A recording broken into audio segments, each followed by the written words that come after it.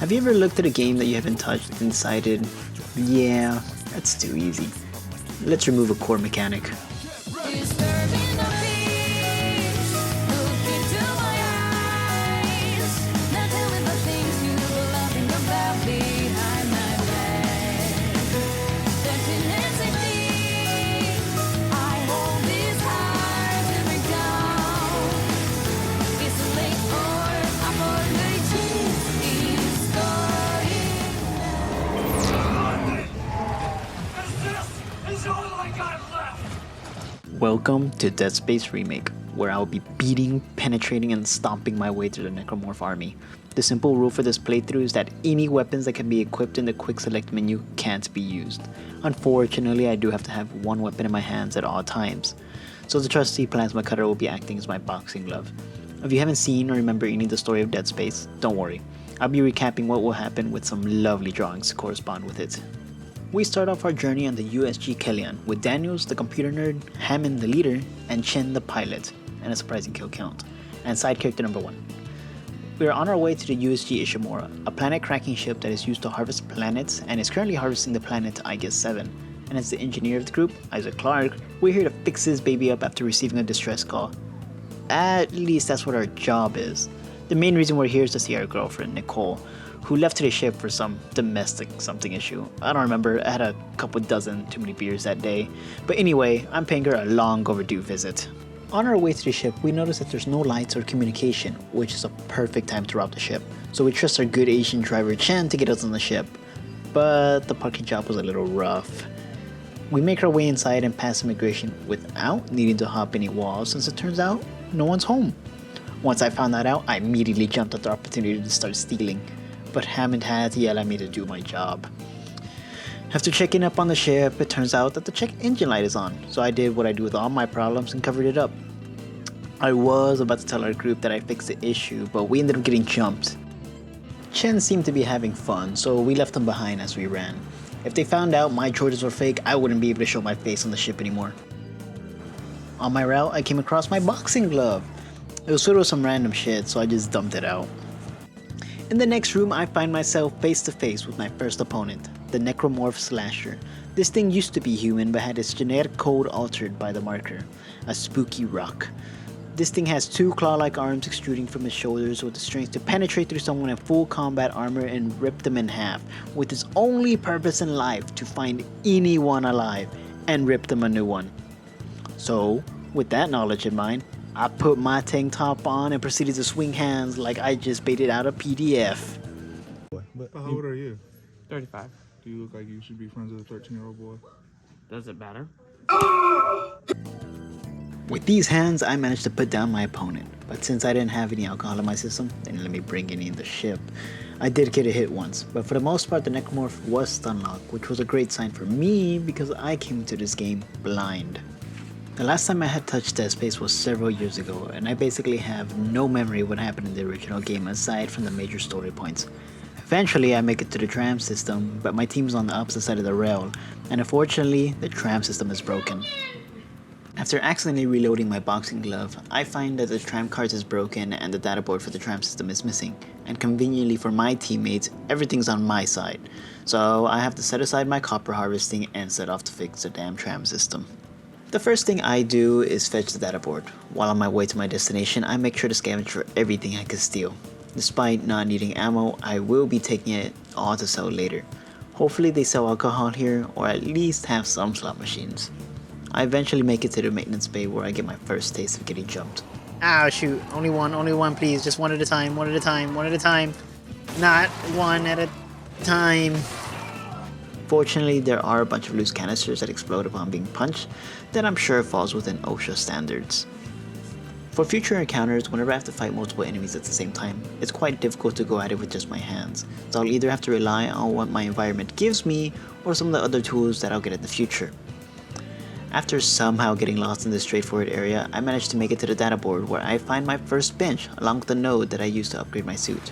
For future reference, I'll just be putting all nodes into the suit, completely ignoring everything else. I then head to replace the tram cards, and while on my way, I found an important part of my arsenal, the stasis module along with the baby, which I proceeded to stomp. After releasing some stress from the withdrawal symptoms, I use my stasis module to make my way forward. For those who don't know, stasis is a tool that throws a blast of blue mist that slows things at it hits. How does it work? I don't know, it's simply the joys of engineering.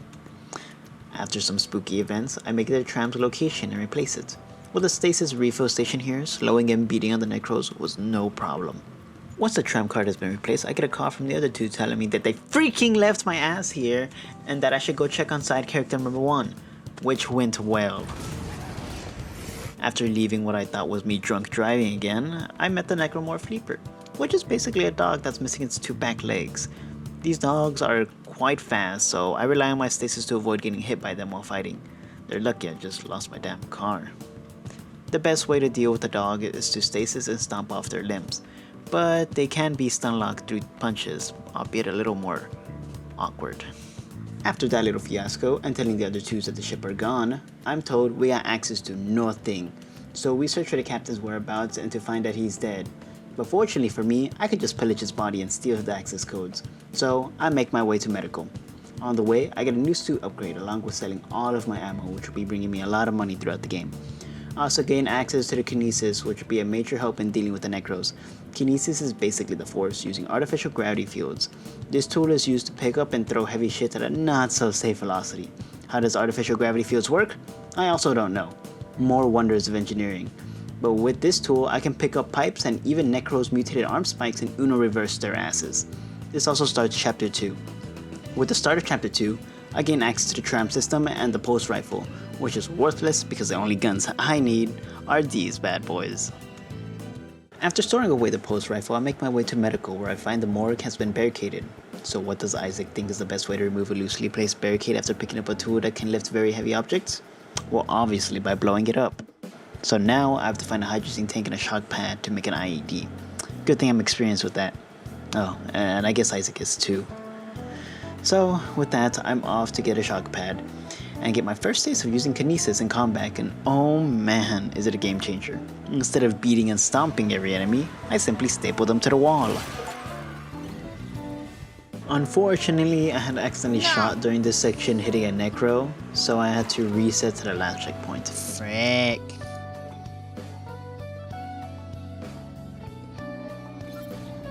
After trying again, taking quite a beating as I'm still getting used to the controls, I managed to make my way forward and meet a new enemy, the Lurker, which is simply a mutated child that throws its crap at me. It took a minute, but I managed to kill them, although rather inefficiently. Unlike real kids, these things know how to take a beating, but as time passes on, I'll get better at beating Lurkers. The best way to deal with them is by throwing stuff at them with Kinesis, but if you don't have that, the best option is to stasis them while they have their tentacles out and stomp them off. After disciplining some gremlins, I retrieve the shock pad and make my way back to retrieve the hydrazine tank. After euthanizing some dogs and their owners, I get to move forward and get introduced to Zero G in the vacuum of space. After that, I retrieve the hydrazine tank and make my way back, being forced to fight in these new environments. Zero G proved to be quite troublesome for me as I can't swing while I'm suspended, so I did as Nicole did and ran away. Fighting in a vacuum didn't really change anything for me as it was simply a timer that I had to watch, although audio was heavily muffled and a little harder to hear where the enemies were coming from. But it wasn't a big deal, and honestly, it was a little detail that I truly appreciated, being that sound doesn't travel through a vacuum. After fighting a few more enemies, I made it back to the barricade. I placed my potty popper down and opened up the morgue. As I continued my way to the morgue, I started up a side quest to find Nicole. Throughout the playthrough, I did all the side quests, but I won't be mentioning it unless it's relevant. After playing a long game of Ring Around the Rosie and dying once, no, man, he didn't get it. Oh, there's another one behind. I slayed my enemies and I met the local doctor. And finally, I made it to the captain's body. However, unlike home, pillaging corpses isn't as easy, as here a new necromorph called the Infector came and ruined my fun by changing the captain's dead corpse into an upgraded slasher.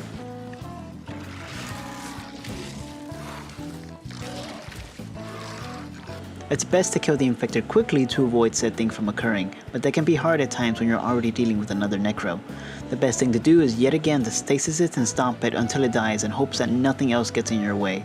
If you're lucky, you'll have a limb or a pipe to throw at it.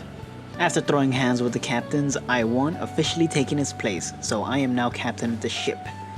Except that Hammond took that status from me and just gave me level 1 security access. But now we find out that the ship's on a decaying orbit, so I gotta make it to engineering and fix the problem. But since the tram system is still locked down, I have to go through the hangar, which then starts chapter 3.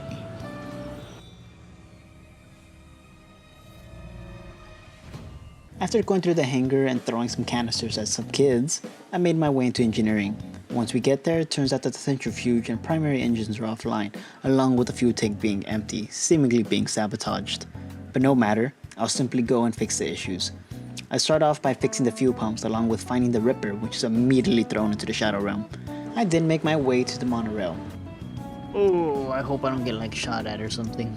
Surprisingly, Necros start piling up on the other side and shooting at me, and in my panic, I die. Not good, not good.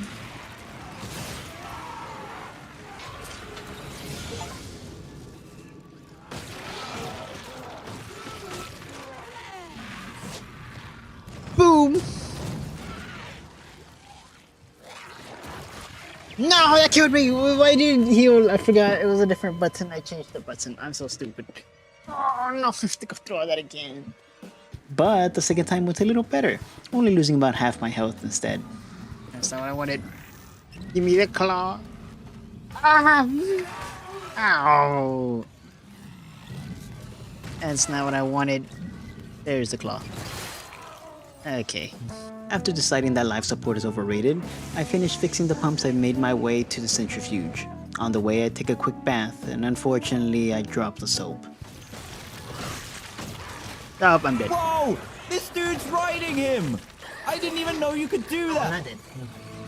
Afterwards, I make it to the centrifuge and turn that big boy back on. Unfortunately, I suck at this game and die twice to the big spinny arm. Back online. All that's left is restarting the engine. Okay. I did not see that coming. Shit. No! But despite making the third time, the yells did not stop as I hit my first roadblock. Right after you fix a centrifuge, you're grabbed by a tentacle and dragged across the hallway, and if you don't pop its glowing sack in time, it will pull you into a hole where it will do God knows what's in there. Oh no. There's nothing I can do. Nothing to grab on. I can't use kinetics. I can't punch. No, I'm sorry? Can. Not good.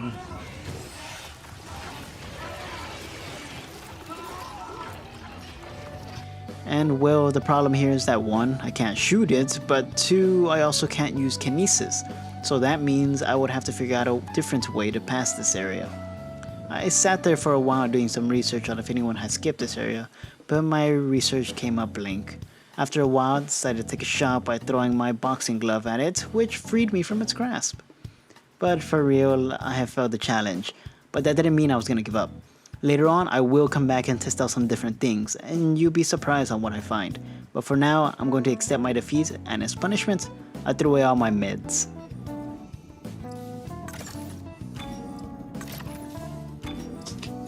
After that heartbreak, Daniels gains access to admin controls and opens the door for me to go and turn on the primary engines.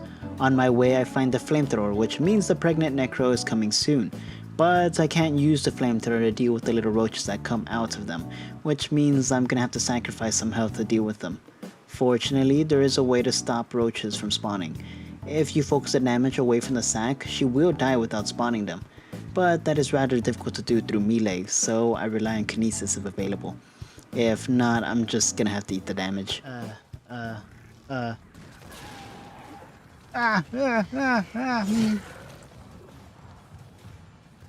don't have the health to deal with the children.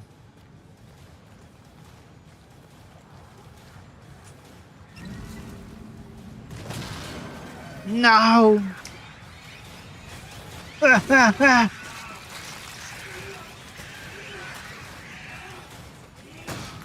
Ow.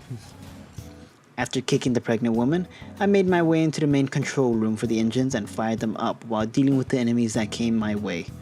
With that complete, I get an update from Hammond telling me that the ship is correcting itself in the geostationary orbit, but it's taking us through a debris field and the ADS cannons are all down. And to no one's surprise, I need to fix it myself.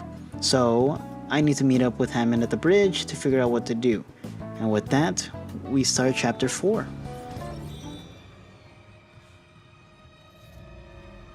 Obliteration Intimate. While on my way, I came across Cupcake, the neighborhood's pit bull, barking at me through the window. I tried petting it, but it decided to run away instead. Bitch, get the fuck out of here.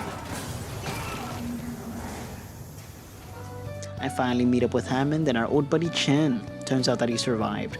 Just a little beat up and maybe a few extra limbs to go with it. But since he's obviously injured, we decided to put him into our one and only working escape pod and send him off to safety. He'll let the outside world know what's going on in the Ishimura. After talking with Hammond and gaining level 2 clearance, we come up with a plan to divert power from the other sectors to the ADS cannons to boot them back up. With that in mind, I head back out, and it looks like Cupcake managed to chew its way through the front door, and she's hungry. And it turns out I'm the defenseless child.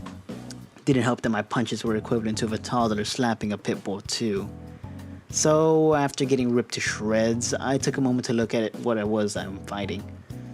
What we have here is called the Necromorph Brute. The mutant is coated with heavy armor, making it nearly invulnerable to all damage except in certain areas. At the joints of its limbs are glowing pockets of orange goo that act as a weak point. Damaging that area will eventually cause it to pop, sending off its limbs. Popping 2 of them will kill it. The easiest way to pop off its limbs is to stasis it and throw a spike at it, but in my current situation I have nothing to throw at the brute aside from these hands. So in order to win this fight, I had to form a complex strategy of beating its attack, running around, landing a hit on its weak spots, and then running away Dark Souls style. For the first limb, swinging was working fine, but to break off the second limb, I couldn't quite get the angle I needed, so I switched to stomps, which was a little more consistent. After repeating the cycle for nearly 10 minutes straight, I finally put down Cupcake. Let's go. With that done, I activate the elevators and make my way to the water purification sector and divert its power to the ADS cannons. On my way out, I find an upgrade to my rig, which gives me something to actually start spending my money on, since as of now, I've started stockpiling it. And I will continue to do so since this only gave me 3 more upgrades. Oh, I only unlocked those things. Okay, yep, buying all that was definitely unnecessary. Afterwards, I move on to divert power from mining administration. On my way, I find the contact beam, which will go where the rest of my hopes and dreams went. The trash. I make my way into administration, take out the enemies, although I struggled a bit due to taking a break from this game right before this part. But after taking a moment to lock back in, I managed to take out the enemies and redirect the power. There was also some exposed electrical wires on the floor, and as an engineer, I know not to touch them. I headed back through the elevator onto the main bridge and get jumped by a few dogs, which was unfortunate since I ran out of stasis in my previous fight. This left me in a bit of a panic and ended up taking a beating. I managed to make it out alive, but this taught me to always have extra stasis. That's it. That's it, you're getting crunched. I then make my way into electrical, where I struggle to open a damn door and find myself surrounded by more exposed wires. Although the wires hurt me, they're still great for taking care of enemies, so this part was easy. At least that's what I would have said if it was for the damn brute at the end of it. Oh my goodness, that's why we have stasis. There is unlimited stasis here this time around, but I don't have any spikes to go throw at him, so it was back to punching him until he died. In theory, this should have been easy. I did beat the first brutes my second try, but you see, I'm stubborn. I entered the fight on low health, but I thought I was able to take 1 hit. But I was sadly mistaken and ended up dying, making me go through all this area again. But that wasn't the end of it. You see, since I was stuck doing the same repetitive motion for a while, I would click my stasis button too early, causing me to waste one of my stasis packs. Twice.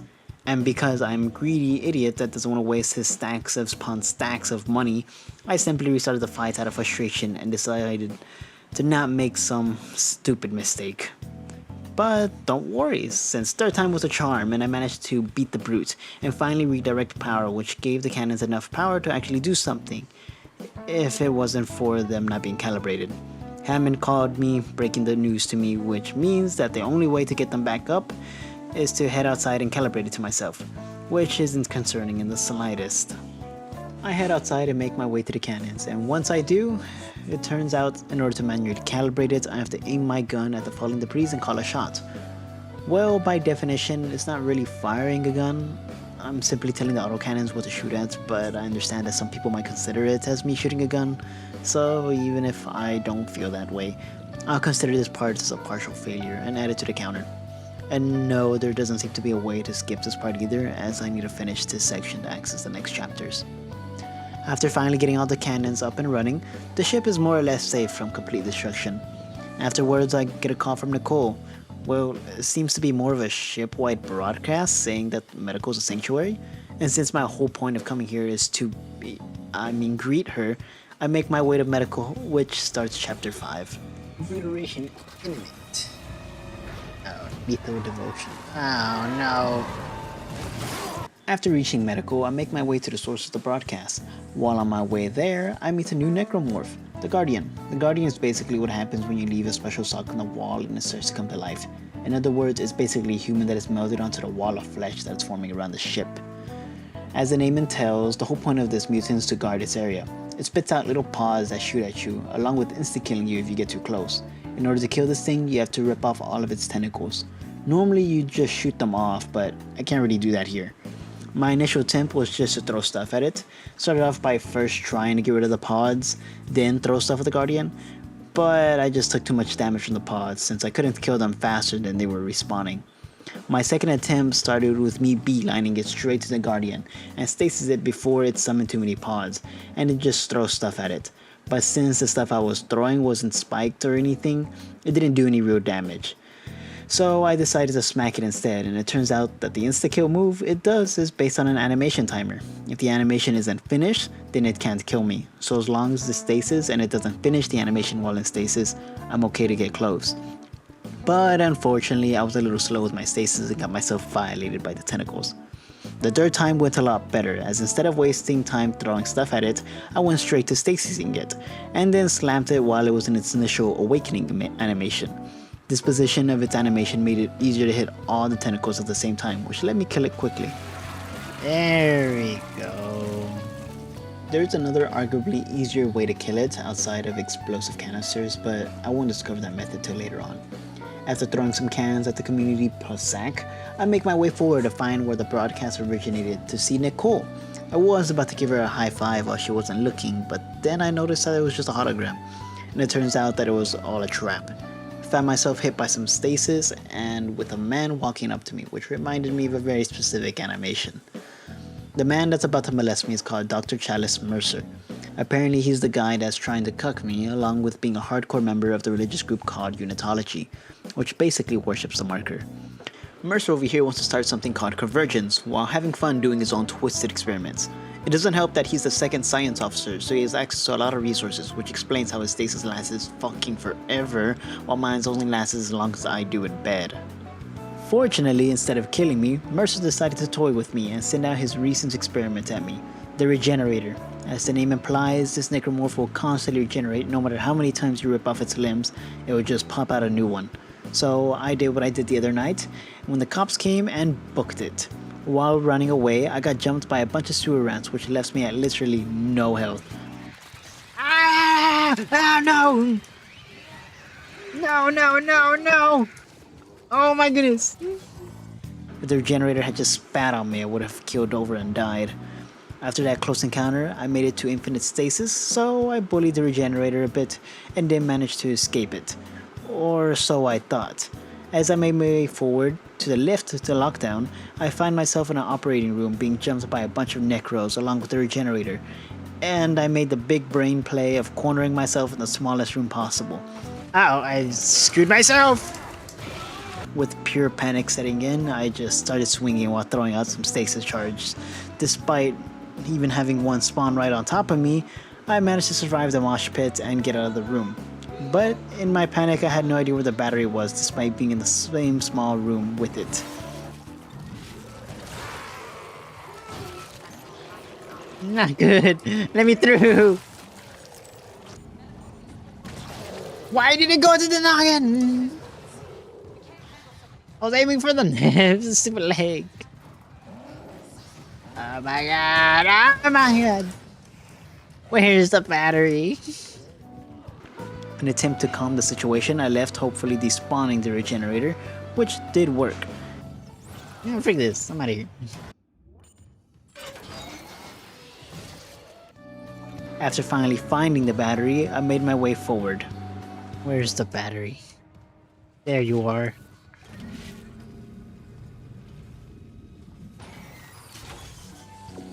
I then ran into the line gun, but since it's not the type of line that I like, I just threw it away. I then ran into another guardian and may have panicked a little and ran out of extra stasis packs again. But I did kill it without dying and finally made it to Mercer's room and lift the lockdown. Not good, not good, not good, not good.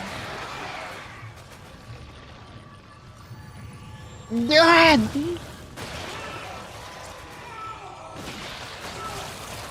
Oh my goodness.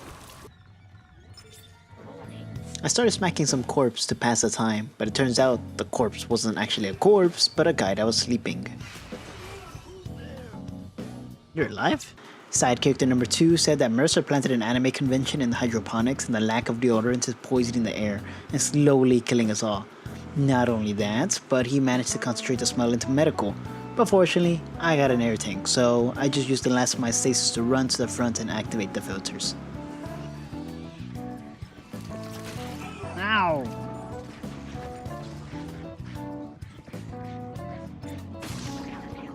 With the lockdown now lifted and the taco air dealt with, and more stasis packs in my inventory, I pushed forward to find Mercer. I made it back to the room where I first met him and find myself in Cryogenics room, with him on the other side of the door. Here I have to fight and kill the regenerator along with a few other enemies, but with infinite stasis in the room, it wasn't much of an issue. After taking a minute to figure out what to do, I led the regenerator into Cryogenics chamber and froze it, finally killing the stupid thing, at least for now.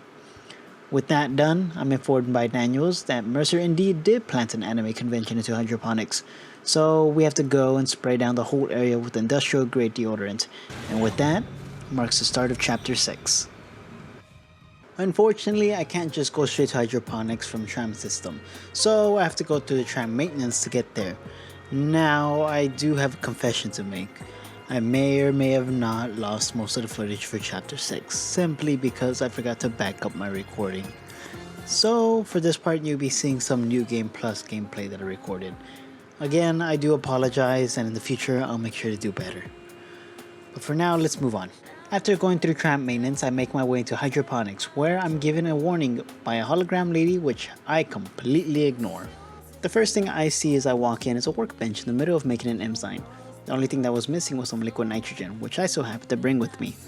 After finishing that up using my engineering brain, I find out that this enzyme has been modified to digest something very big, aka whatever the massive life signature is in food storage. With this in hand, I make my way into food storage only to be stopped by Elizabeth Cross, who is a hologram lady I just ignored from a minute ago, who tells me that she was the one making the enzyme and that I can't get into food storage, but we can still use that enzyme another way. The Leviathan, aka the big thing in food storage, has converted her team into what she calls Weezers. These Weezers are connected to the Leviathan, and if we inject the enzyme into them, we can weaken the Leviathan to hopefully inject it into space. So, with my new objective in hand, I make my way deeper into hydroponics. After skillfully avoiding some acid and doing some looting, I make my way into a very open room, where I start to get jumped. In my original playthrough, despite there being a lot of enemies, there was a good amount of explosive canisters around which made it easy to kill a few, and then use their bones to kill the rest. After dealing with the necros, I find one of the anime fans and slap it with some deodorant, which quickly clears the surrounding area of its filth. With that done, let me go into what a Weezer is. As stated earlier, the Weezer is connected to the Leviathan. It's used to disperse toxic fumes around the area to kill more living creatures to assimilate more biomass. These things are very sturdy and won't die to normal weapons. That's the reason the enzyme was needed to remove them. This also has the bonus effect of hurting the Leviathan as a whole, but we'll go into more detail about that later. With the first anime fan down, I head up the elevator to deal with the second one, and deal with any necros that get in my way. While on my way, I meet up with arguably one of the scariest necros to fight in this challenge, the Exploder. These necros are hollow shells of the people that they used to be, but all that mass has gone to the massive sack on their arm. These energy stacks explode upon being damaged enough, or if the Exploder swings his arm at you. These explosions have enough power to bring you down from full health down to less than half in an instant, even with full health and armor upgrades. It can also cause a chain reaction if there are multiple of them, which can instantly kill you. You can avoid these stacks from exploding similarly how you avoid a pregnant necro from spawning more roaches, by simply avoiding damaging the sack. But you can imagine how difficult it could be to handle them when you're mainly doing melee. In my original run, I had died here after being overwhelmed by them and not having anything to throw at them. My second run went better as I brought some throwables to deal with them, and finished the last ones off with some of the explosive stacks that were left behind. After finally making it through the goons, I make my way into some storage area where I enter a no gravity area and get attacked by more kids. Since I can't attack while suspended, this area had me sitting on the floor baiting kids to get closer with a free candy sign so I could stasis them and stomp them to death. After that, I faced another guardian, which honestly kicked my ass, which forced me to go to the kids again. But it was here that I found a new way to take care of the guardians. In my original run, I was unable to simply get close and swing at it due to there already being at least 2 pods there, and me being limited on stasis. So I started to just grab and throw stuff randomly hoping that it would do enough damage to kill it eventually. And during my scuffle, I found that I could just straight up rip off the guardian's tentacles from its body with kinesis. Once I found this out, it was so much easier to kill these things. Just rip out its tentacles one by one and kill the pods afterwards. Once that was finally done, I take care of the third anime fan and make my way to the fourth one, where I get a very anomalous call from Nicole and promptly deal with the next otaku.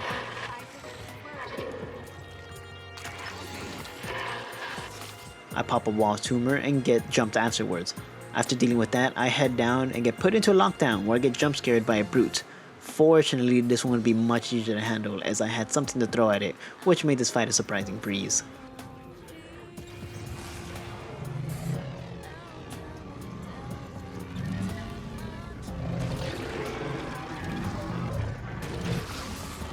After that, I deal with number 5, kill some more necros, and struggle to find a battery to turn off the gravity. Once I do that, I deal with some kids and wipe out number 6. But despite things going well, we suddenly come to a crashing stop when I come face to face with another tentacle. Although the same restrictions applied this time around, I'd be damned if I were to lose again. So I started to look for another way through without shooting. First thing I had tried is stacking explosive canisters at the end, but 1, I can't use kinesis while being dragged, and 2, the tentacle won't blow himself up. So I had to look elsewhere. But a little footnote, you can stasis it, but only at the base of it. This information does nothing for me as it doesn't change the fact that I can't damage the damn thing. Going back into the room where the gravity board was located, you can look past the flesh wall and see that there's a Weezer there. And with that, we can assume that we will eventually reach this area if we were to continue normally. So my immediate thought was that how could I glitch my way through there? I started by doing some research and found out that you can use the force gun to break the wall blister that is on the opposite side of the flesh wall, which would open up the door on the opposite side. Unfortunately, I can't use that, so I tried to use some explosive canisters to try and pop the blister. But after trying for over half an hour with constant reloads, it proved that wasn't the answer. You see, it seems that the canister didn't have enough explosive radius to reach the blister, and any attempt to get a better angle would just end up being unsuccessful. I tried hugging the flesh wall, standing all the way back, and even tried to pile stuff together and stand on it to maybe glitch through somehow or just get a better angle. I know glitching through the wall is an option as it's been done in speedruns before, but none of them were of this area. At least none of the ones that I found. While brainstorming, I did notice that the blocked door would deload once I head up to the save point, which led to me trying to get in while it deloaded in hopes of maybe getting an angle to throw something at the blister. But no matter how fast, slow, or what direction I faced, it would always load before I got close enough to do anything of value. So I did what any other sensible person would do and started slamming my head against the wall. Quite literally. I tried to see if I could glitch myself through the door by slamming my body into it with the help of a stasis canister. But there was too much room to really jam anything into me, so I tried doing it in this little corner. I brought the canister and tried again, and this time I started to hear the noise of me entering the room. So that seemed pretty promising, so I kept at it, trying different positions and different angles, and after a lot of trial and error, I ended up deloading the room. Which wasn't what I was aiming for, but it works. Basically what happened is that if I stick my legs in this very corner of the room and then aim, it would push my hitbox just outside the bounds of the room, which would cause the room to deload, allowing me to go through the wall. As long as I didn't stray too far to enter the bounds of a different area, I would also remain in zero gravity. After 2 hours, I finally made progress, but I wasn't done. Turns out getting back in also proved to be quite hard. The walls have collisions on both sides, and I couldn't get through in time before the walls loaded in. What made things worse is that if I went too far or went in the wrong area or angle, I would reactivate gravity and fall into the abyss, where I would end up either dying or falling into a completely different area of the map, which would just force me to reload. So in short, I managed to get through the wall the first time, but now I have to figure out a way to do it again, but from the other direction. In my original run, this proved to be quite a struggle. Even when replicating it in my New Game Plus run, I was still struggling. After an hour of constant reloads and plenty of trial and error, I managed to clip back into the room. The best way I found to accomplish this is by going over to the hallway connected to the flesh wall room and go in the middle. You will see a metallic background image that is used for the inside of the vent. If you go near it and aim your gun into the abyss will look back at you and deload the area, allowing you to clip back in. In my New Game Plus footage, I did it while being in no gravity, but it is possible to do it while grounded on top of the hallway, but it seems to be a lot harder to get consistently. Since I had lost this footage and had to replicate it using an old save and some New Game Plus footage, I can't show you how ecstatic I was when I finally got through this, but you can believe me when I say I was shouting with excitement and relief. With this, I managed to completely ignore the Force Tentacle area. There we go, let's go, I got it. This simply meant that I only had to go backwards a bit to take out Wizard number 8 and 7. This also meant I get to skip the fire decontamination and the zero gravity spinning electrical pillar room area.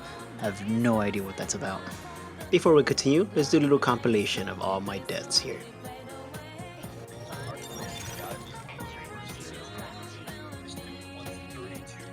Break. Well, shoot, I fell through the wall again. Oh my goodness, I made it to the centrifuge. What the heck? Damn it!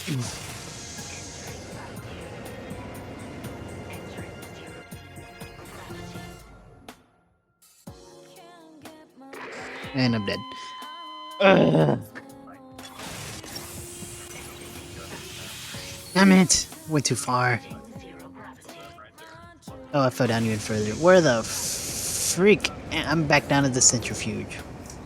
Dang it. And with the final anime fan cleanse, I can head back to food storage to deal with the Leviathan. I make it back to food storage and hit the eject button to send the damn thing into space. But bad news, the Leviathan is still clinging on. And being the Chaz that we are, we decide to face the Leviathan head on. Once I enter food storage and face the Leviathan, something clicked for me. I still can't shoot, and I'm stuck in no gravity. The first phase, the Leviathan swings its tentacles at you, and while it does that, you're supposed to dodge and hit the blisters that are revealed afterwards. I do have some explosive canisters, but I don't quite have enough to pop them all, and they were rather inconsistent to begin with. So my first run ended up with me just simply reloading a checkpoint once I ran out of stuff to throw, and that led to me forming a plan. I would go and gather throwables and gather them into the food storage. After spending a solid 10 minutes gathering throwables from around the map, I try again hoping that the extra 8 or 9 things that I brought would be enough, but I end up figuring something out.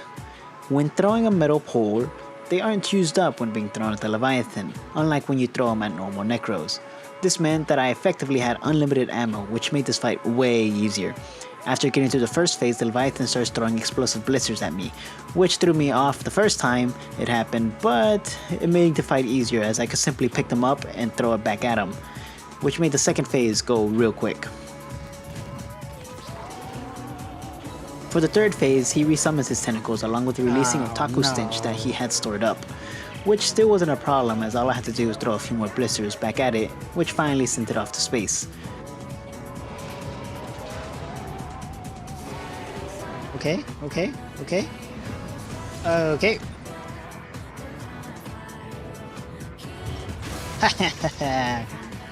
Let's go! That wasn't that bad. I thought it was gonna be so much worse.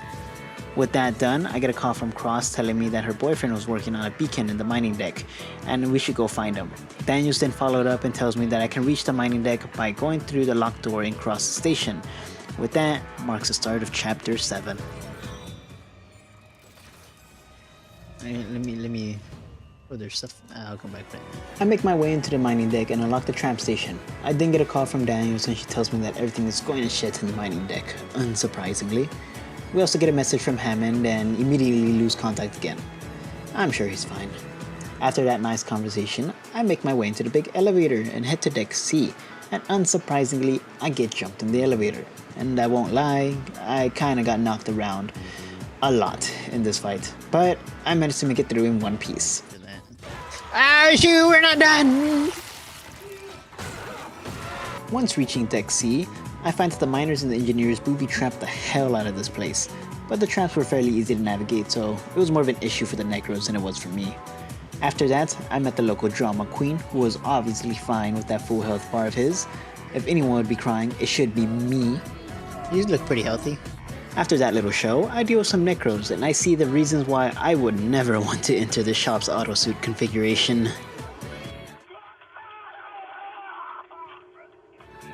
I then head to mind control, where I get jumped by roaches and try to launch the beacon.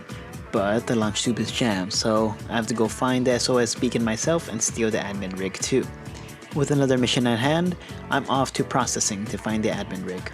Once I make it to processing, I find a recording of Cross's boyfriend, who I'm sure is still alive. I then move forward and take on another horde of Necros, in which I handle with perfection. Not ideal. After that, I enter the actual processing area, where I struggle to get a stupid door open. Ow! What the heck, man? Rude. And with that, I enter the processing chamber, where in order to access the area I need to get to, I have to remove some debris that's floating around. But then I start to get jumped while in zero gravity. I thought that throwing a 2-ton rock at the enemies would do something, but it didn't. Turns out that my punches hit harder than a 2-ton boulder. Since I couldn't deal with the enemies in the area, I retreated back to the area with gravity to take them on. And after that, I finished destroying the last rock to move on to re-enabling gravity, which was followed by a complete panic as I was being attacked by both sides with exploders and other enemies. I managed to get away and even kill the initial enemies, but then I tripped, shattering my leg. Not ideal.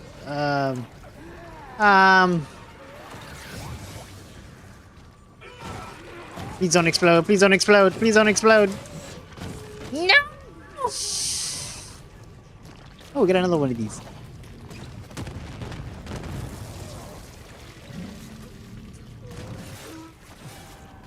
Ooh, I just tripped, I guess. At first, I didn't even know what killed me. There were no sounds or anything. I just kind of fell over and died. It wasn't until I got familiar with the enemy spawns that I found out it was an exploder that spawned behind me and blew me up with no audio for some reason. With that first death started a chain reaction of deaths.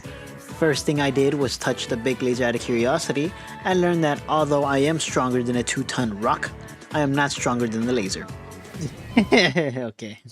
With my next actual try, I did the same thing in baiting out the initial enemies along with being a little more prepared with buying another stasis module, but that didn't matter as in my attempt to run, I got jump scared by another exploder and promptly died.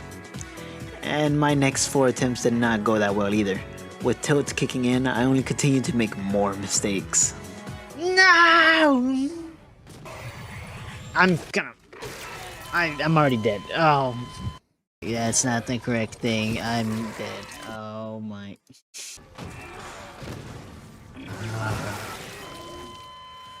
exactly what I didn't want to happen. Happened anyway. God damn it. The tilts really hit once I had accidentally shot while trying to throw a rock. It didn't hit anyone, but I was already tilted, so I just reset it and counted it as a death.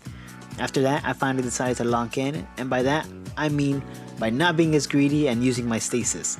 For those that are wondering why I'm not using my heals to get full health despite having so much money to buy more, it's just greed and pride in the idea that I shouldn't need to use medkits as I shouldn't be getting hit in the first place, despite that not really being important and obviously not being the case. It's simply how I operate. But despite the limitations I put on myself, I pushed through. In this attempt, I managed to take out the first 4 enemies without dying and then proceeded to activate gravity without a problem. I start off by carrying a canister with me and then slowing the pregnant necro so I can blow up the slasher coming the other way. I then use a spike to try to cut off the explosive blister on the exploder, but that fails, so I simply slow them down and book it. I aim to enter the room where I can funnel them into one area, but I get body blocked by the slasher, which results in a panic, and me almost dying to an exploder. But I managed to get the stasis off in time and enter the room without dying. Oh my god, why do you body block so hard?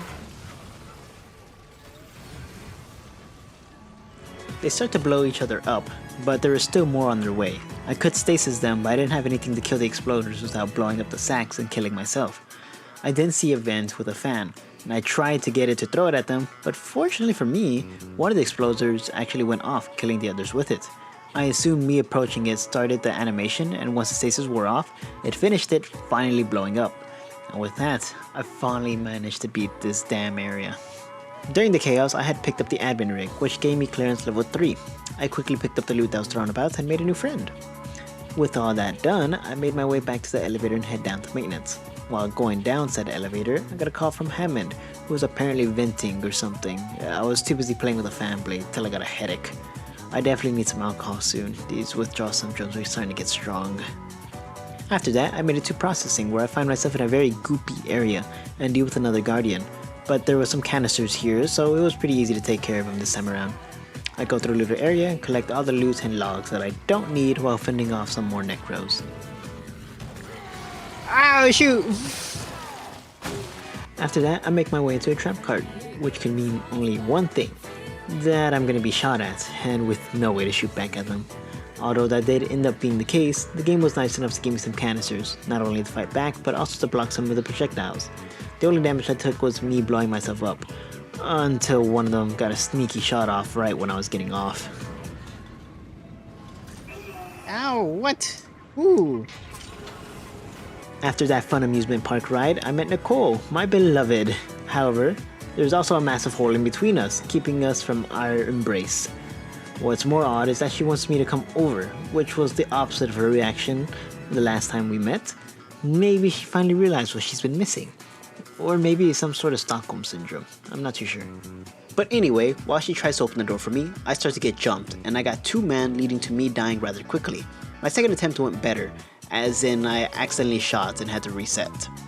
But like they say, third time's the charm. And after finally defending myself, one of them ended up making their way to Nicole, but it was fine since I held onto the spikes to deal with this exact scenario. And after that, she tells me some goodbyes and she walks away. I make my way forward and finally find the new rig, allowing me to upgrade my suit again. I also find the beacon, which I guess is also important. With that, I start to make my way back to mining control station, but instead of using the rail, we have to go to the area in 0 gravity, which made this part a pain in the ass as I would be shot at from multiple directions, and it made it very hard to actually dodge any of the shots. And since these little shits caused me so much annoyance, I made sure to bomb rush every single one of them I find and kill them, making sure not a single one of them was left. After chewing through a few medkits, I finally make it across and head to the mining control station, and here, I have another confession. I also lost the footage from the rest of this chapter to chapter 10, so some new game plus footage will be shown here again. Once I make it to the elevator, I get jumped once again, but this time by a bunch of kids. I brought a spike with me which allowed me to take one of them out, but it left me struggling to deal with the others. So I had to rely on grabbing a body and repeatedly throwing it at the other kids, and using that same body to block their shots. The other necros afterwards were dealt with just using stasis. Once I get out and deal with some of the other necros, I make it to mining control and find out that the miners trapped the launch tubes, making them worthless. So the next big brain plan is to attach the beacons to a large chunk of rock that the ship is currently holding onto, and then send it off to space. With that, I make my way into the mining bay, where I get absolutely jumped by exploders. In my original run, I died 1 or 2 times, and in order to make it through, I had to go fetch a couple throwables to take one out, then form a chain explosion using one of its sacks. Any extras that came up afterwards were followed by me running away and looking for more throwables. After that debacle, I made my way into the bay holding the big rock. Thanks to infinite stasis here, this area wasn't bad at all. I simply baited the enemies to the floor, stasis them, and killed them. What did prove to be a problem was breaking this stupid little fuse on the gravity tethers. After trying a bunch of throwables, I needed to call a friend to help me out, aka this guy who I'm holding. By using his body and throwing it, I was finally able to break the damn fuse. After breaking the 2 that were inside, I had to go take care of the ones that were outside. And I may or may have not died to the big rotating thing my first time around and had to restart. Once I was outside, I was jumped by a bunch of kids, again. In my original run, I simply used the same friend to block the shots and throw him at the kids to slowly break off their tentacles. Then I just used them to break the final fuses as well. Once that is done, I place the beacon on the rock and head back to the mining control again, this time to launch the big rock out. After avoiding some OSHA violations, I head back through them again because I needed the damn battery, and finally made my way back to mining control. Once I finally send off the rock, I get jumped by the damn regenerator again. After fighting it off, I pull the manual release, letting me escape from the quarantine lockdown. I deal with some of the slashers and eventually make my way back to the elevator, heading back down to the tram system. Daniels then gives me a call and tells me that the ray system is down, which means that there's no comms, therefore no rescue. So again, I have to go and fix it. So I head back to the bridge, which starts chapter 8.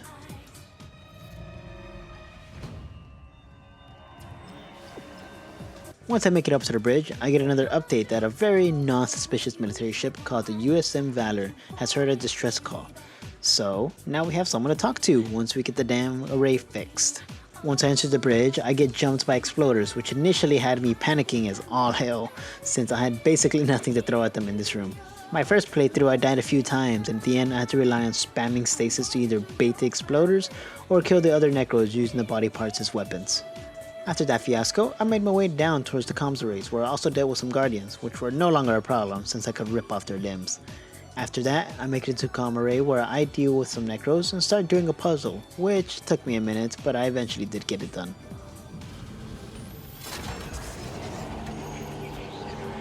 After that, I activate the array where we get the Valor's message, where it turns out that they picked up our good boy Chen.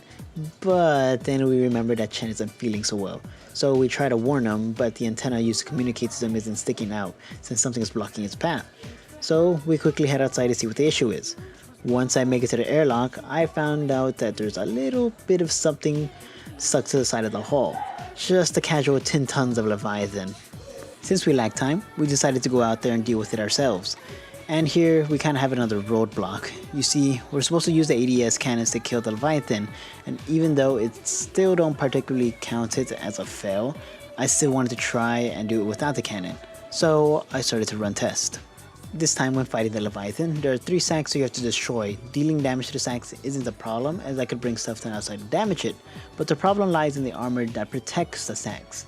I couldn't break it without using the cannons. No matter what I threw with it, nothing could break the armor or go through it. During my first playthrough, I simply accepted defeat and used the ADS cannons to deal with the armor layered and the first sack. With the second and third sacks, the Leviathan would throw explosive sacks at me, so I simply grabbed it and threw it back at it to finish it off, to try to avoid using the cannon as much as I could. I will be back to do more testing in New Game Plus, but spoiler alert, the results were the same. But I'll still inform you of my findings once that time comes. For now, I simply accepted it and move on. After that tragedy, the Leviathan finally let go of the hull and the antenna finally came out, allowing us to reach the Valor. But it turns out an entire military ship couldn't handle one necro, and even worse, they let Chen take the wheel, resulting in another harsh parking job. With the Valor now embedded into the side of the Ishimura and the crew being useless, I decided to do what I do best, and steal the ship's expensive parts, aka the Singularity Core, so that we can fix our own ship to escape. And with that, starts chapter 9.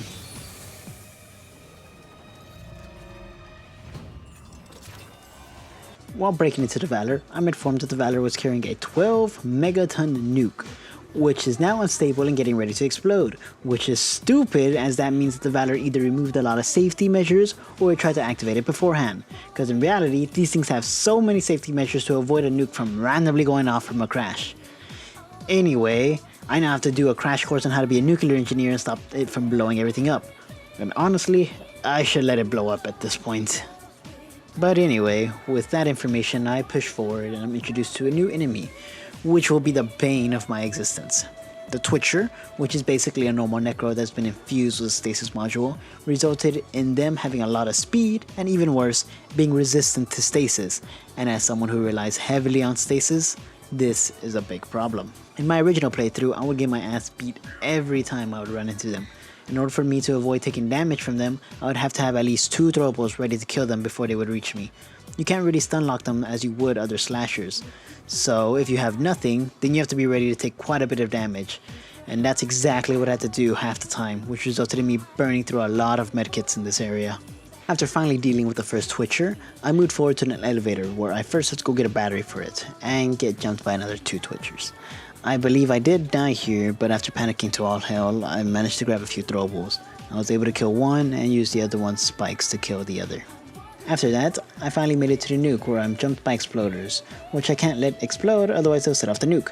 My first go at it ended poorly as I tried to stomp off the arm of one, but I accidentally set off the sack, setting off the nuke. Second time I managed to kill the exploder with some fans and then kill another one that stuck by throwing some items at it till it died via 1,000 cuts. After that, I deal with the nuke, I press forward and get attacked by another Twitcher, but this one was easy to deal with as there are some explosive canisters to deal with him. Afterwards, I enter the shooting gallery, but since I have no gun, I just walk in and start throwing hands. But all of a sudden, a quarantine lockdown initiates, which sets me into a complete panic the first time. I end up running in circles, spamming stasis to try and live. I kill the slashers first to grab their arms and deal with the Twitchers.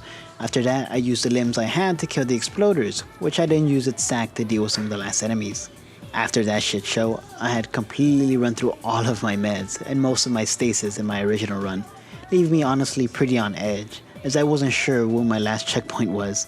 I did clear the remaining bodies, which gave me a few medkits, which put me at ease just a little bit more. In the next area there was this laser cutter that had gone haywire, but it made dealing with the next Twitcher fairly easy.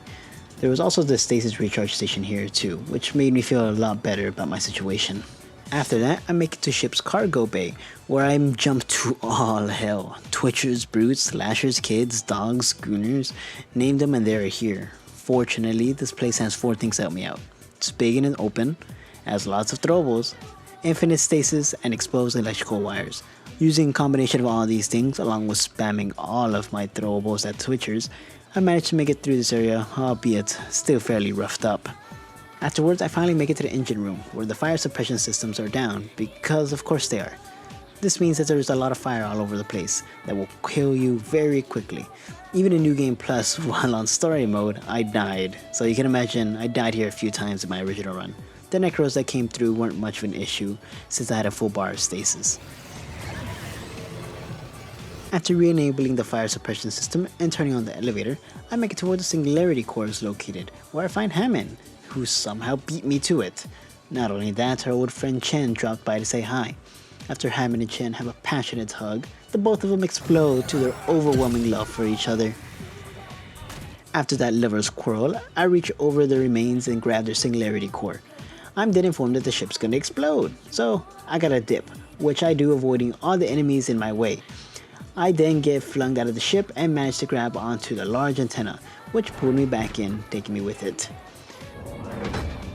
With that out of the way, I now have to get to the crew deck to try and reach the executive shuttle and install the Singularity Core, which now starts Chapter 10.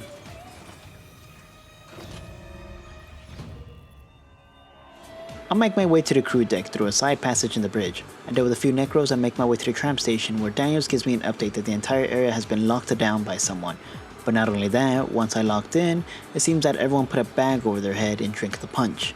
To push forward, I had to go get a security card, but first I played some ball. After that, I got the card and went down the elevator where I see Mercer penetrating side character number 3, who happened to be who Cross was looking for. Too bad I won't remember to tell her that I watched her boyfriend die. But in the same room is where we find our special little rock, the marker. Anyway, my good old friend the Regenerator has returned to play with me, and I'm not gonna lie, my first time going through this section, it took me a solid 10 minutes to figure out where to go. But eventually I did figure out that I had to break a glowing sack to escape into the next room. I thought I had to do something with the marker to deal with the Regenerator or something. After that sad display of gaming prowess, and Chen talking to me in my head, I got attacked by a new enemy, the Divider, which is basically a bunch of squids pretending to be a man in a trench coat, but instead of trying to sneak into a movie theater, they're trying to sneak into my body.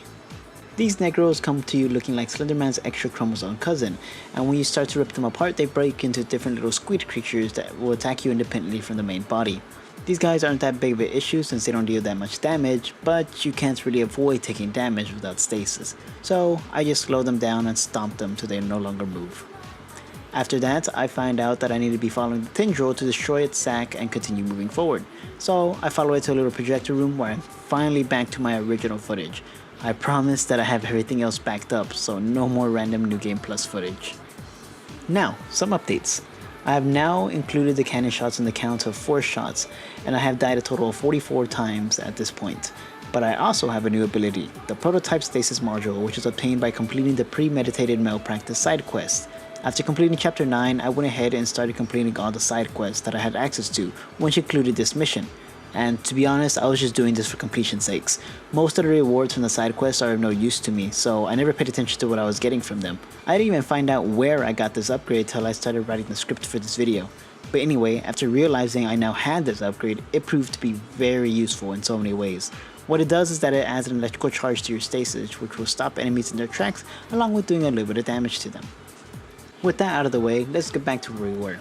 After clearing a little barricade, I entered the room of some League of Legends players. I prepared my oxygen tank and find the two players on the walls as some guardians, but they weren't an issue as their lack of physical activity meant I could just rip off their limbs. After taking care of them too, I get access to the sack and pop it. But then I get another unwelcome surprise from the generator, and in my attempt to escape into the projector room, I get jumped. But thanks to infinite stasis being in the room, along with my stasis upgrade, it was quite easy to take care of them all. Afterwards, I head back, to which I get attacked by some enemies, including a Twitcher, which I again panicked against, but dealt with without too much issue. While I went back to the projector room to fill my stasis, I got attacked by some more spaghetti mans, which for some reason glitched out when being hit with the upgraded stasis module. What is wrong with the spaghetti?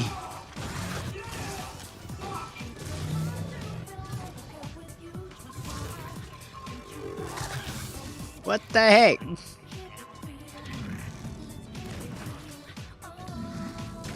What is wrong with the spaghetti?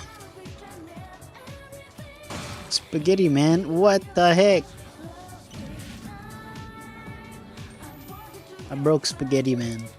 After that, I finally make it back to the marker room where the elevator has finally been freed. This gives me access to upstairs, which will let me break the remaining sacks blocking the door to the executive shuttle. The first room I enter is the deluxe quarters, and being a good servant, I come in with a stack of grapes to gracefully hand to the crew living here. After serving a few crew members some kebabs, I move on to find the sack, but me seeing that there's some locked rooms, I started to search for a battery not realizing it was in the same area as me, so I wasted some time backtracking. Eventually, I turned on my last remaining brain cells and went back to easily find the battery near a lady who had her mind blown by how strong her handgun was. Dang, what type of gun did you have? It blew off your entire head. I was also shown a strong version of the child which had more health but also seemed to be a bit more predictive on where it would shoot. Disgusting! What a vile abomination are you? I turn on the power and enter the room. I get a flashback of a talk that I had with Nicole. For some reason it showed up on the TV screens, and it turns out during one of my blackout drunk moments we had an argument that my mother terminated her well-being due to being a unitologist.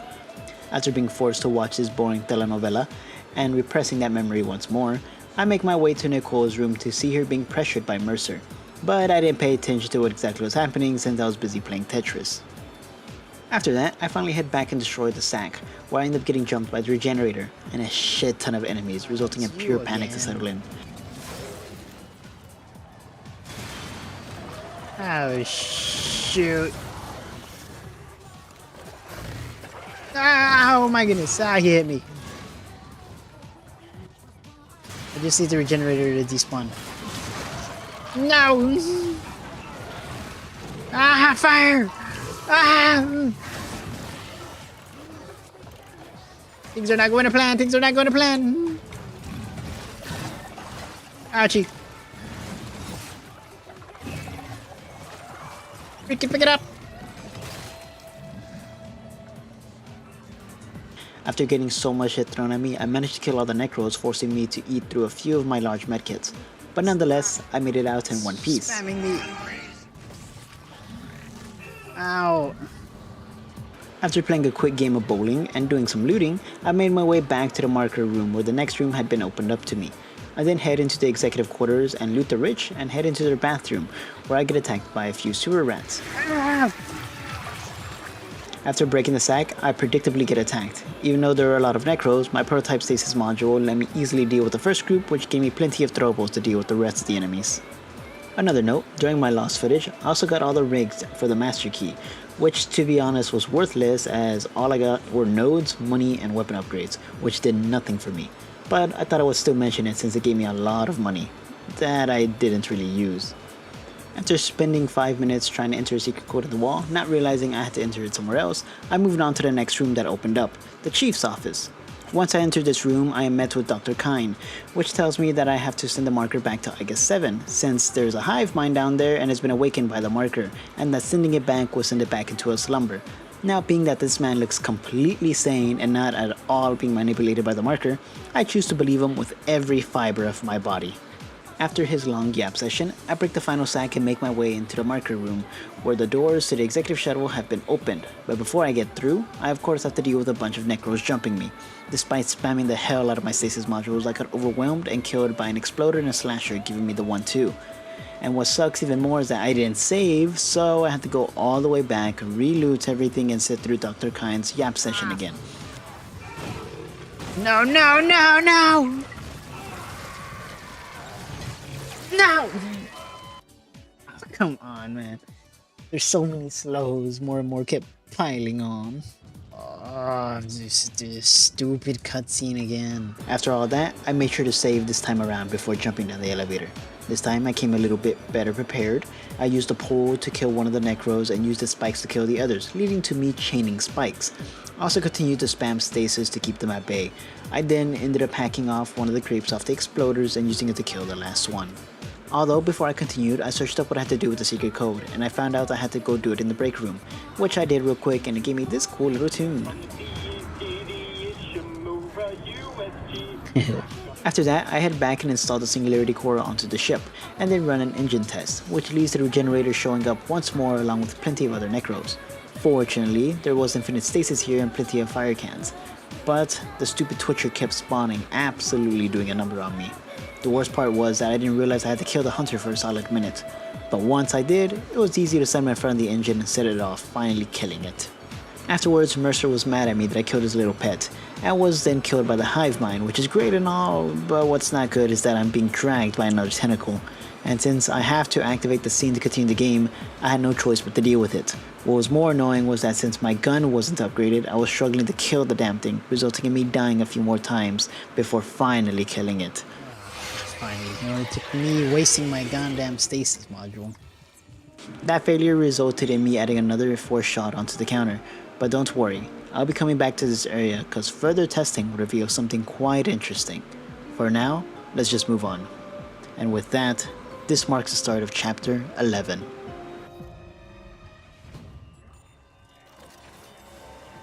Now I have to head to cargo bay to load up the marker onto the ship and get it back onto the planet.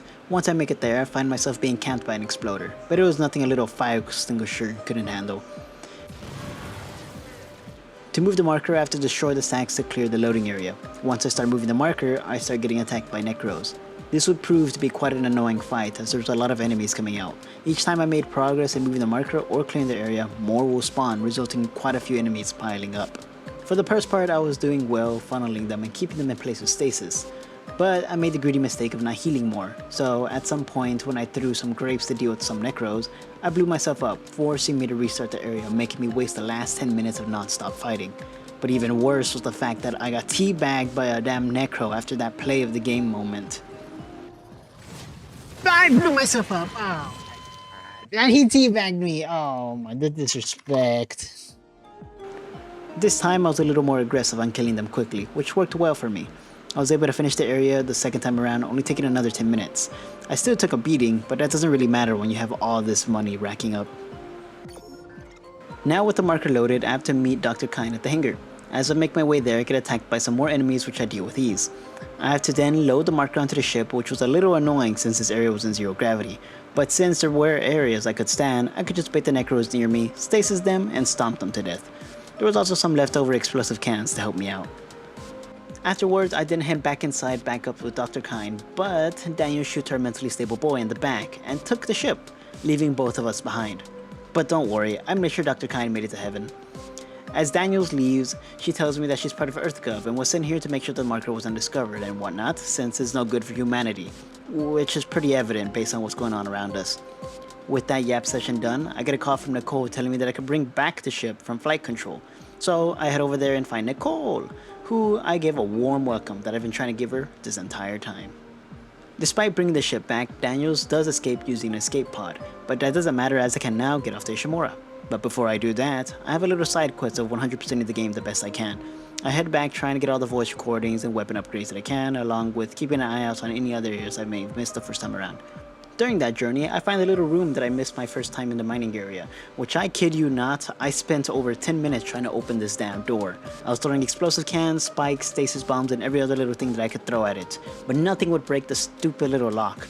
It was only when I tried using a fire extinguisher and didn't miss by accidentally hitting the window, I was finally able to get it open. And you know what my reward was for all my struggles? Contact energy ammo schematic, ammo, and the node of all of which I cannot use. Phenomenal.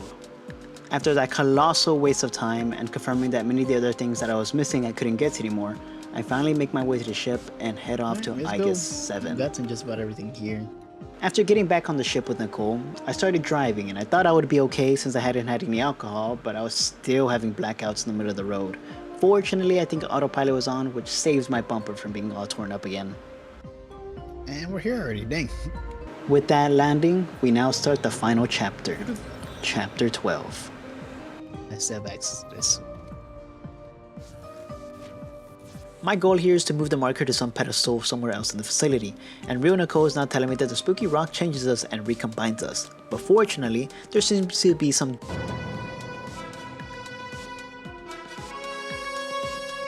near the marker where the Necros can't get close to us for some reason. This is nice to know when fighting the Necros, and I may or may not use this later.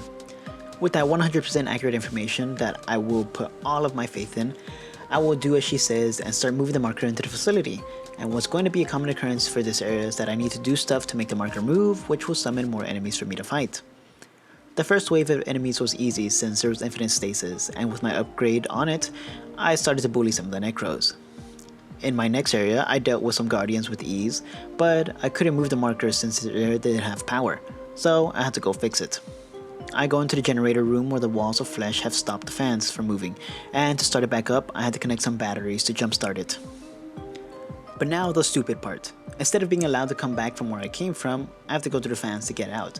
This shouldn't be a problem since I have infinite stasis here, but little workplace accidents happened. Watch it! I didn't even touch it! I don't know how I got too close to the fan. I was on the no fan side, but whatever. I went ahead and did it again, and this time kept extra space between me and the fans. Once I get back to the marker, I once again get jumped, this time with exploders and a brute. This wasn't too bad as all I had to do was just gather everyone's stasis and have them blown up. The brute died after I gave him some leftover grapes from the fight. After that, we move on. This time, there is some meat walls in the way which I have to break some stacks, which had me running through a lot of goop to get there. There had only been a few enemies, so this area was fairly quick. Now, I'm suddenly given a save points and a lot of supplies, which is a well sign of what's to come in this next area. Here I make it to the pedestal, but there's a lot of meat, necros, and tentacles guarding the final path. Dead space near the marker did help a little, but it did not stop me from slowly getting overwhelmed. Every time I cleared the meat, it would spawn more enemies, and since it took me a while to kill each enemy, this was looking like it was going to be a drawn out fight. The next wave proved to be a real problem as I was running out of things to throw, and the tentacles were doing a number on me and limiting where I could run. But thanks to an exploder being present, most of them died to an explosion. The next wave was a similar situation, but this time I accidentally cornered myself, but an exploder saved me. My upgraded stasis eventually did enough damage to the sack, causing it to explode, killing everything around it. But this cost me nearly all of my stasis, leaving me with just one pack left. After that long fight, I finally get the marker to the pedestal, which caused the gravity tethers holding up the massive rock to break, which means a mountain is falling on our head, and it's about to destroy everything. I try to do something about it, but Daniel then pulls a magic trick and appears right next to us, holding Nicole at gunpoint.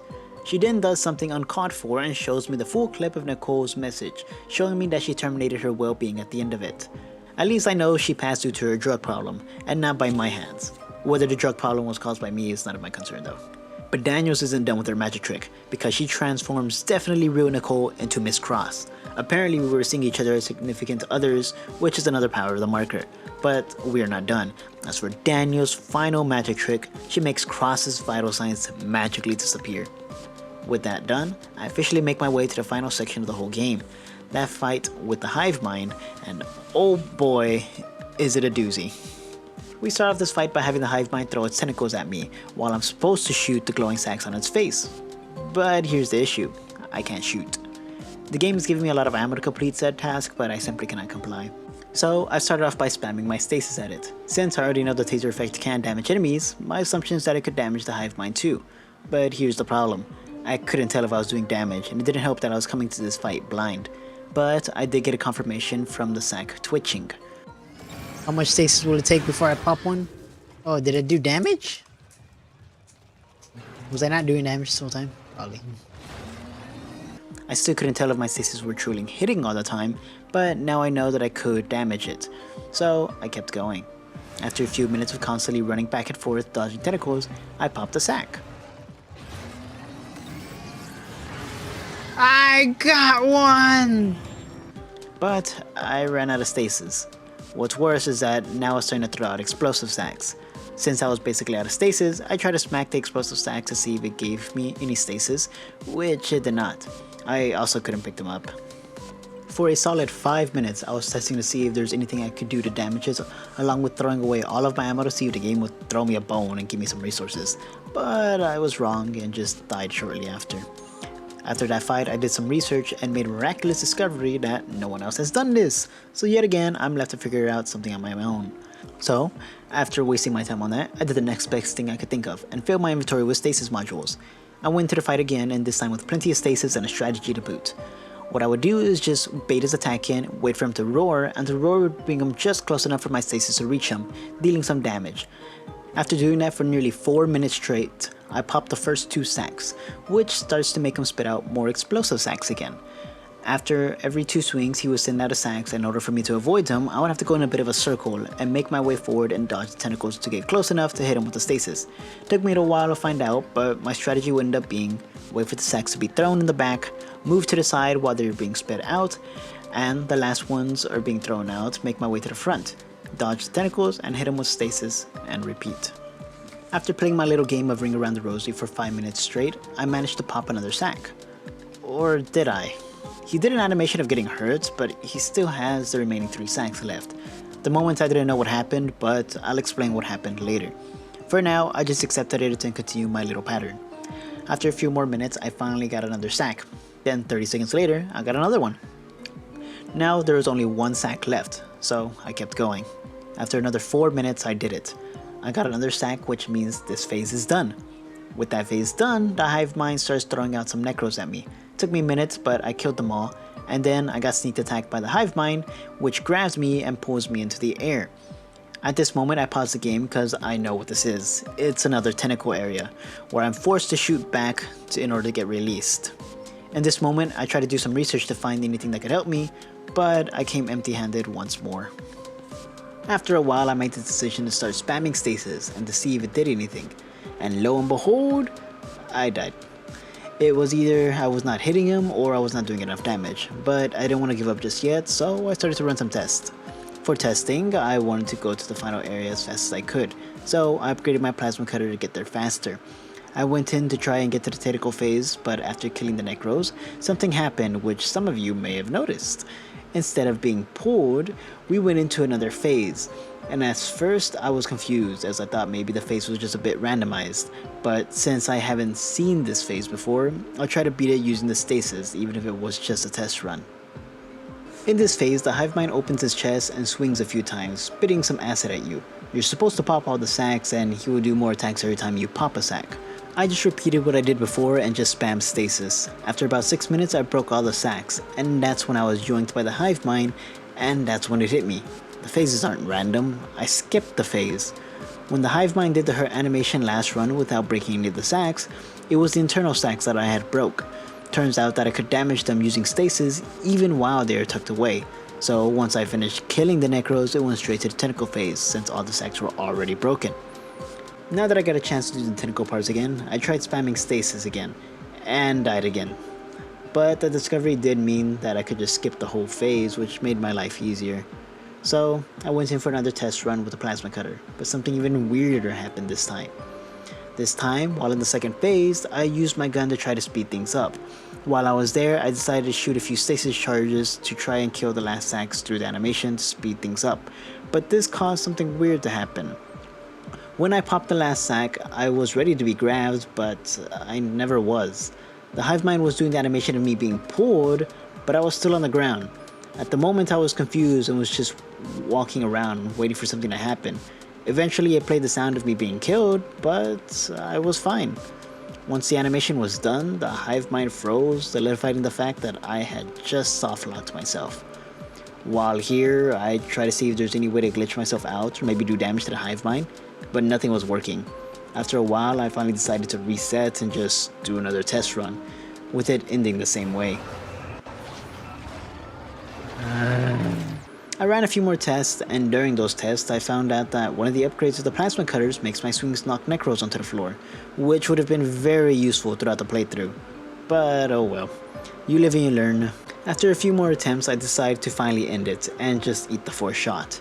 After spending another 10 minutes killing the boss with just stasis, I made it to the tentacle part and killed the hive mind with my plasma cutter, finally ending the game with 5 forced shots.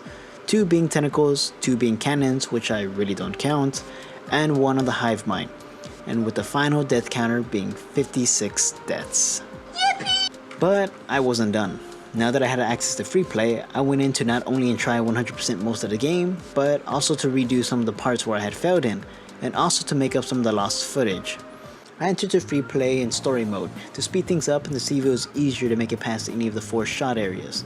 During all of this, I still tried to use just fists, but I'm also upgrading all my weapons now. After about an hour gameplay, I make it to the tentacle part that forced me to shoot. And the first thing I tried is setting up a bunch of cans and stasis cans to activate during the pull animation. Once I finished setting that up, I activated the centrifuge and tried taking on the tentacles. And guess what? It didn't work. I don't think that exploding cans can do any damage to tentacles, no matter how I set them up. It never seemed to do anything. It seemed rather hopeless, to be honest.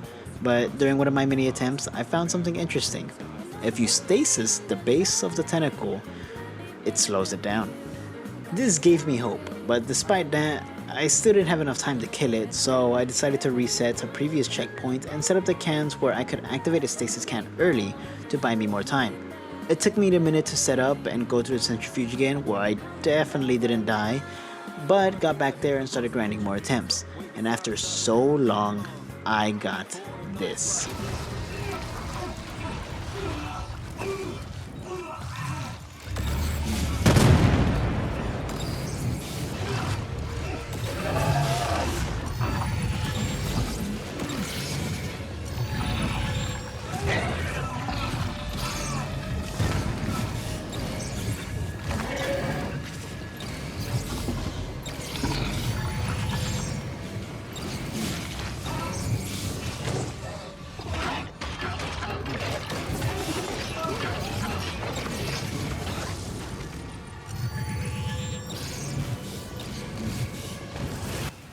I did it!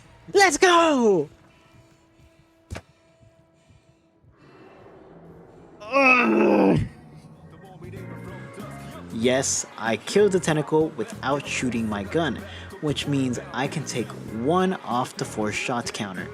But I do have to mention that this is only possible in New Game Plus, as you cannot get the stasis upgrade this early.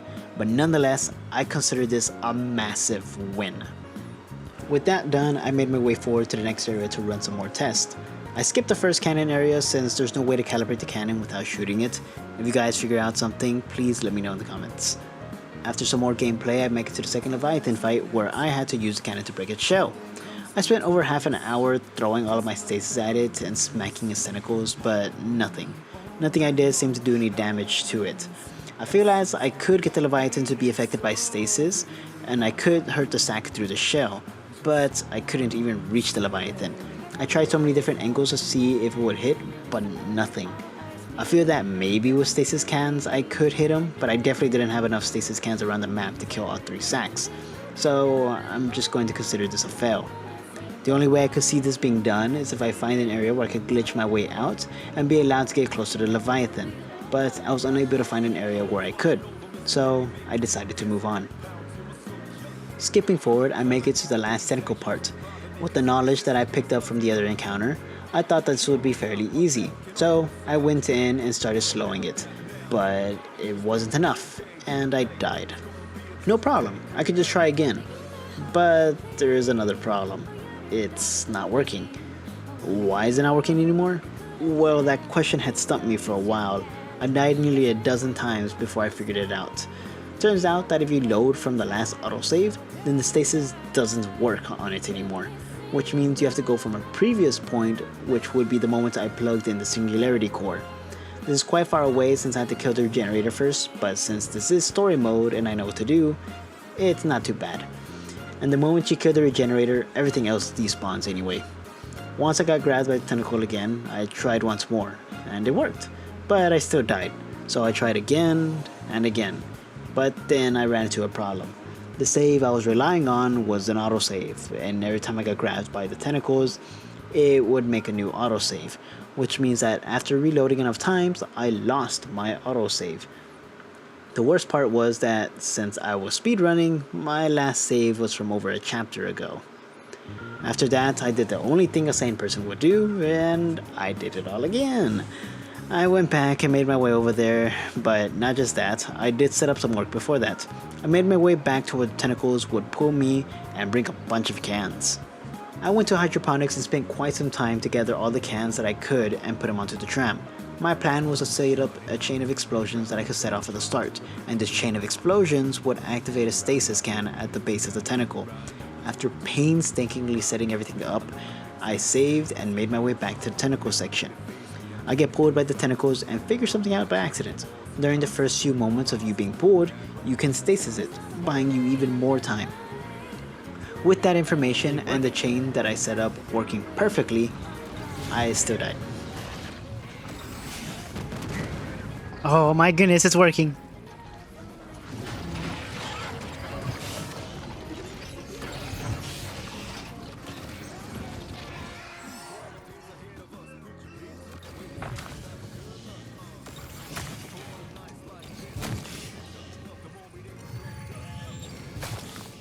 Come on, please die, please die, please die.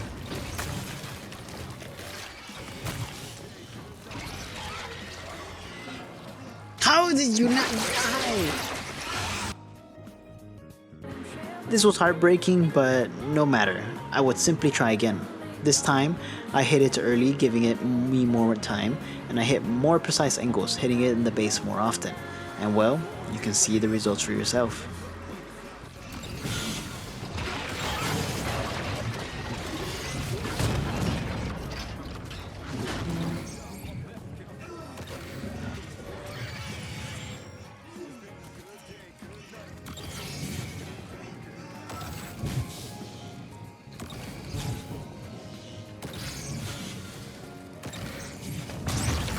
Yes! Ah! That marks one more shot that I could take off the counter. All that was left was to do some more testing with the hive mind. When entering this fight, I had hoped that maybe on story mode it would make it easier to kill the hive mind. And well, to be short of it, it wasn't. A number of more failures led to nothing, but I did discover this. Remember that glitch from last time? Well, watch this.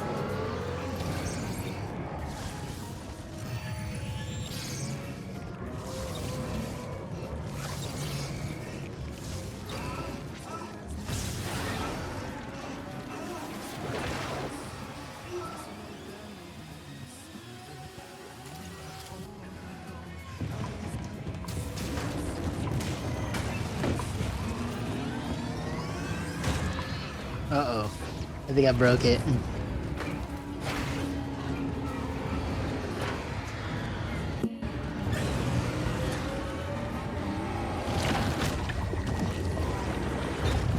Oh yeah, I definitely broke it.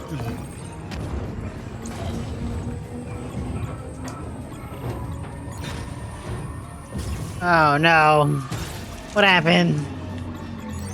I'm glitching outside. I should have not shot at it.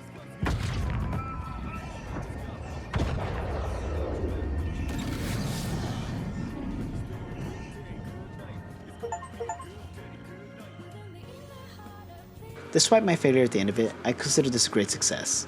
In New Game Plus, I only had to shoot my plasma cutter once, and it was as the final shot to end the whole game. I still use the cannons, but I hardly count those. So, to recap, in New Game, you only have to shoot twice, in the first tentacle area, and the final boss, 4 if you consider the cannons. In New Game Plus, you only have to shoot once to finish off the hive mind, 3 with the cannons. But hey, if we figure out ways to clear the first tentacles and cannon areas in New Game Run, and this video gets enough attention, I'll try an impossible mode, no gun challenge. Well, with that, I appreciate you making it to the end of the video.